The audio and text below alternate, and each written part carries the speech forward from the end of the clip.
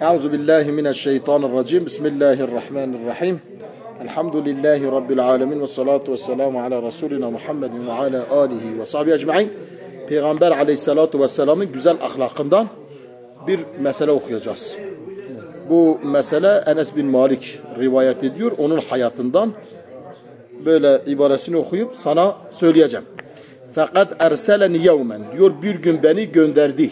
Resulullah aleyhissalatu vesselam bir gün beni gönderdi. Li hacetin, bir hacet için, bir mesele için beni bir yere gönderdi. Enes bin Malik diyor ki Resulullah beni gönderdi. Feharaçtu, ben de çıktım. O gideceğim yere çıktım. Ve kasettu sibyanen. Ben çocuklara rast geldim. Bazı çocuklar vardı. Enes bin Malik o zaman 10 yaşındadır. Diyor ben bazı çocuklara rast geldim. Yel'abune fis-suqi. O çocuklar ne yapıyorlardı? Çarşıda oynuyorlardı. Çarşının içinde, sokakta oyun oynuyorlardı. Li'el'abe ma'hum. Ben de onlarla beraber oynamaya başladım, oynadım. Velem ezheb ila ma emereni bihi. Bana emredilen şeye gitmedim. Yani Resulullah'ın bana emrettiği, gitmemi istediği yere ben gitmedim. Ben kalktım çocuklarla sokakta oynadım. Felemma sirtu ileyhim. Ben onların yanına gidip onlarla eğlenirken şa'artu bi insanin yaqifu halfi. Baktım ki arkamda bir tane adam durmuş. Yani hissettim ki birisi arkadan beni tutuyor. Ve ya'khudhu bi thawbi. Benim elbisemden tuttu, beni çekti. Feltefettu, ben ona döndüm. Fe iza Resulullah. Baktım ki Resulullah aleyhissalatu vesselam'dır. O arkadan beni tuttu. Yebtesimu, gülüyordu peygamber. Tebessüm ediyordu. Ve yakulu diyordu ki ya Uneysu, ey Uneys. Ezehebte, sen gittin mi? Haythu emertuke. Benim sana emrettiğim yere sen gittin mi? Fertekebtu, ben birden kendime geldim. Ve kultu, ben dedim ki naam, evet ya Resulallah.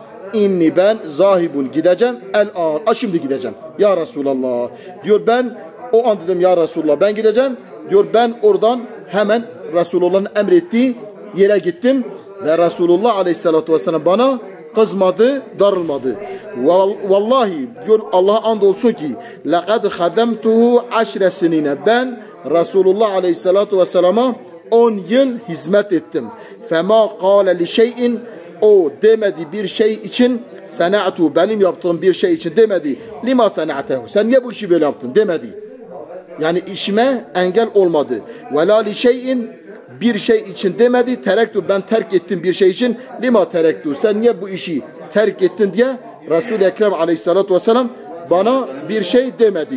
Bu Peygamber aleyhissalatu vesselamın güzel ahlakındandır. Yine Peygamber aleyhissalatu vesselamın Enes'e verdiği bir nasihat var. O nasihatla diyor Resulullah beni terbiye etti.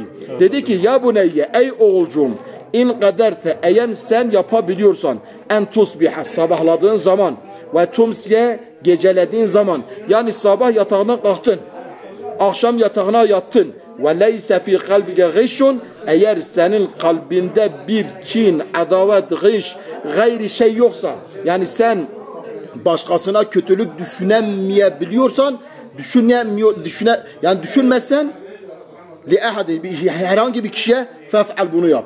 Yani sen yatarken ve kalkarken hiç kimse hakkında kötü bir şey düşünmeden yatabilip kalkabiliyorsan bunu yap.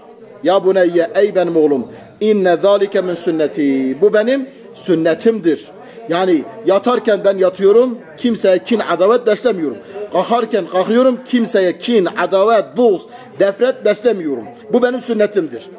Ve men ahya sünneti, kim benim sünnetimi ihya ederse, kim gece yatarken kimseye kin duymazsa, sabah kalkarken kimseye nefret duymazsa, o benim sünnetimi ihya etmiştir. Benim sünnetimi ihya eden fakat ahabbeni, beni sevmiştir. Kim benim sünnetimi ihya etmişse o beni sevmiştir. Ve men ahabbeni, kim beni severse kâne ma'i fil cenneti, o cennette benimle beraber olacaktır. Ya buneyye, ey oğulcum, İza dehalte al ehlike, sen evine çoluk çocuğun yanına giderken, onların yanına dahil olduğun zaman fesellim, onlara selam ver. Yani eve girdiğin zaman selamu aleyküm söyle ki yakun olsun bu selam bereketen aleyke, sana bereket olsun, ve ala ehli beytike, senin ailene bu selam bereket olsun. Bu da Peygamber aleyhissalatu vesselam ashabıyla ve diğer insanlarla olan güzel muamelesidir. Allah-u Teala bizi Resulullah'ın sünnetini ihya edenlerden etsin.